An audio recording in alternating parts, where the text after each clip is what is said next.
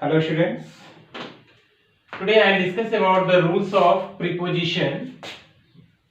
Rules of preposition part 13 syntax.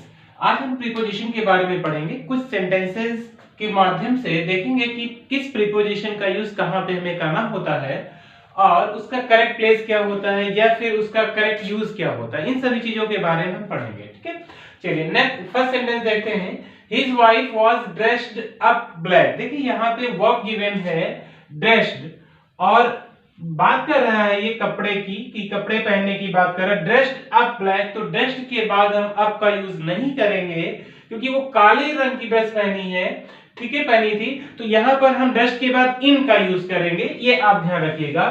Means his wife was dressed in black. ठीक है, ये हमारा राइट आंसर हो जाएगा। आप ये ध्यान रखेंगे जब ड्रेस्ड आएगा तो उसके बाद अप का यूज ना करके हम इन का यूज करेंगे क्योंकि यहाँ पर वो थिंग की बात कर रहा है, कपड़े की बात कर रहा है, ब्लैक कलर की बात कर रहा है, इसलिए यहाँ पर क्या हो जाएगा, इन प्रीपोजिशन का यूज हम करेंगे।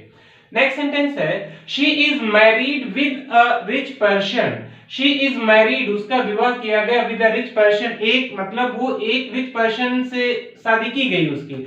तो यहाँ पर जब पर्सन की बात हो रही है और मैरिड के बाद जब पर्सन की बात होती है तो विद का यूज ना करके हम टू का यूज करेंगे। तो यहाँ पर हमारा राइट आंसर क्या हो जाएगा, she is married to a rich person. उसकी शादी किसके साथ की गई, एक पर्सन के साथ की गई है।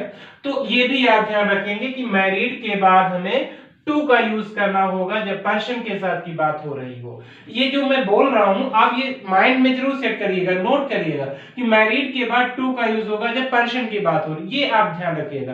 ठीक है, चलिए नेक्स्ट सेंटेंस देखते हैं। Are you careful to your health. क्या आप अपनी हेल्थ को लेकर केयरफुल है, are you careful to your health. तो यहां पर देखिए केयरफुल आ गया है और जब केयरफुल आ गया हेल्थ की बात कर रहा है तो यहां टू का यूज ना करके हम प्रीपोजिशन अबाउट का यूज करेंगे। ठीक है, means are you careful about your health. क्या आप अपनी हेल्थ के बारे में केयरफुल हैं, चिंतित हैं।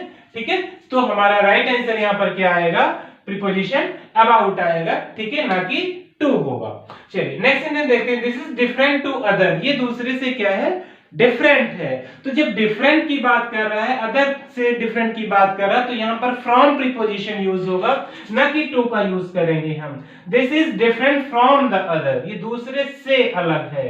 तो यहां टू के प्लेस पर आपका आंसर क्या हो जाएगा, करेक्ट प्रीपोजिशन क्या हो जाएगा, फ्रॉम हो जाएगा, जो कि राइट होगा।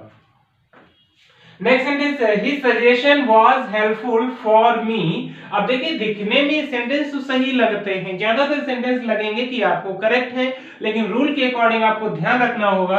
यहाँ कह रहा है हिज सजेशन वाज, उसका जो सजेशन था, जो उसका विचार था, वाज हेल्पफुल, मेरे लिए हेल्पफुल था, फॉर मी मेरे लिए। बट यहाँ पर जब हेल्पफुल गिवन है, सजेशन की बात कर रहा है, तो यहाँ प्रीपोजिशन फॉर का यूज ना करके हम किसका यूज करते हैं, टू का यूज करते हैं। Means his suggestion was helpful to me, मेरे लिए क्या था, वो हेल्पफुल था। ओके, नेक्स्ट सेंटेंस है her dress is made up silk. Made up, made के बाद अप का यूज नहीं, मेड ऑफ। ठीक है, तो her dress is made of silk, काहे की बनी हुई है, सिल्क की बनी हुई है। तो मेड के बाद हम किसका यूज करेंगे, ऑफ का यूज करेंगे, ना कि हम अप का यूज करेंगे। तो आई थिंक क्लियर हो रहा होगा आप लोगों को कि आंसर क्या हो जाएगा correct, her dress is made of silk. Next sentence है is Ram coming in plane. देखो अब यहां पर आप सोच सकते हैं कि वो प्लेन के अंदर बैठ के आ रहा होगा, तो इन हो जाएगा, नहीं होगा कि वैकल्पिक बात कर रहा है, तो यहां पर क्या हो जाएगा, बाई प्रीपोजिशन हो जाएगा।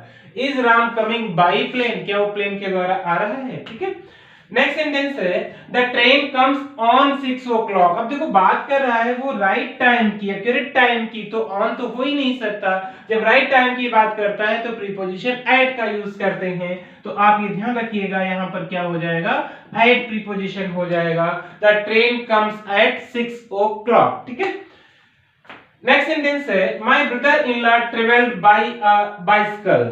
अब देखिए यहां पर भी बाइसिकल की बात कर रहा है, बाई भी लगा हुआ है, बट यहां बाई नहीं होगा, ये आप ध्यान रखिएगा, क्योंकि यहां पर आर्टिकल ए एन आ गया है बाइसिकल से पहले, और वो साइकिल के ऊपर आ रहा है बैठ के, ये भी समझिएगा। यदि वो किसी चीज के अंदर होता और आर्टिकल आया होता तब तो हम इन का यूज कर देते, ये बात ध्यान से समझिएगा, क्योंकि जब हम साइकिल पे बैठते हैं तो ऊपर बैठते हैं, यदि हम कार में बैठते हैं तो अंदर बैठते हैं।